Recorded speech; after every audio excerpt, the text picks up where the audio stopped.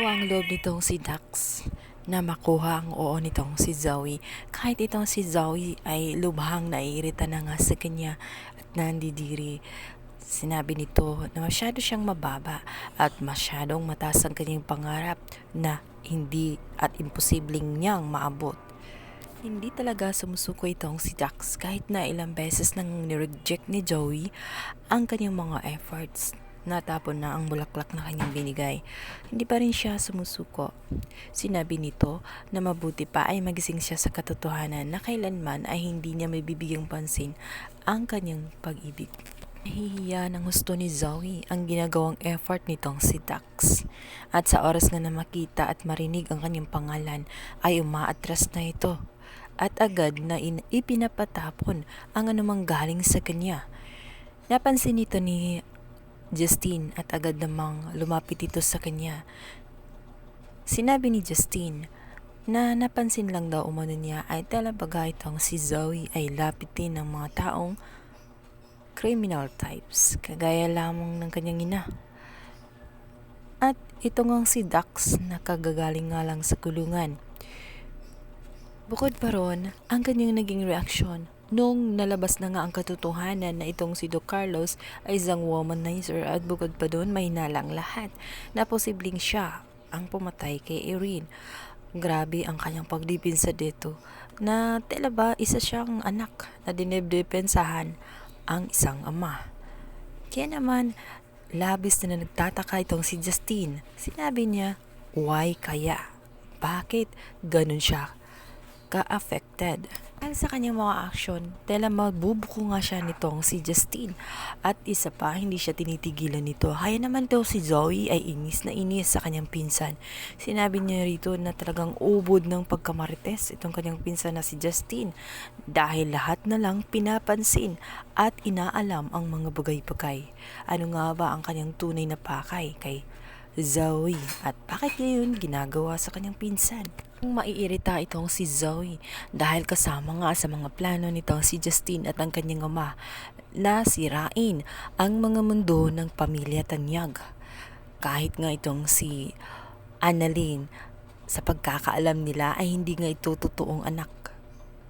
At anak lamang ito sa labas. Ngunit magugulat pa nga sila kapag malaman nila ang katotohanan na si Annalyn lamang ang nag-iisang Tanyag. Matapos nga ang pangyayaring iyon ay maisipan nga ni Zoe na dalawin ang kanyang ina sa kulungan. At dito nga ay mangungumusta itong si Moira kung kumusta na ang kanyang buhay.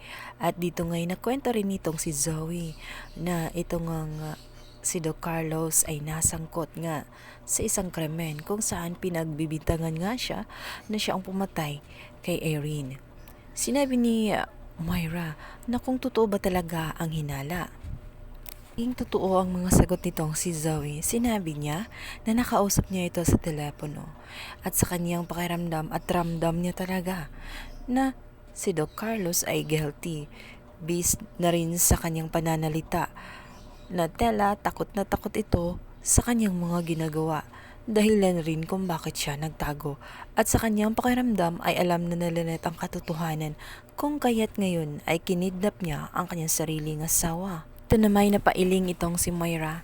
Sinabi nito sa kaya Zoe na grabe siya kung mamuna.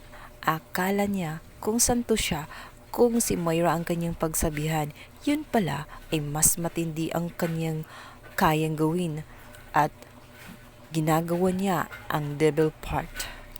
Ito na may nagsalita itong si Zoe na tumigil siya sa kanya mga pinagsasabi dahil kahit anong gawin niya ay hindi niya mabago ang katotohanan na si Doc Carlos pa rin ang kanyang tunay na ama. Kaya kung anuman ang kahantungan ng buhay ni Doc Carlos ay affected pa rin siya. Ngunit giit ni Moira ay wag na siyang makialam sa buhay ni Doc Carlos, labas na siya doon at gusto niya yun. Wala rin siyang magagawa sa mga piniling desisyon ng kanyang tunay na ama. Kaya naman sinabi ni Moira na pag-usapan na lang nila ang tungkol sa buhay niya. At dito nga'y tinanong niya kung kumusta naman ang kanyang love life.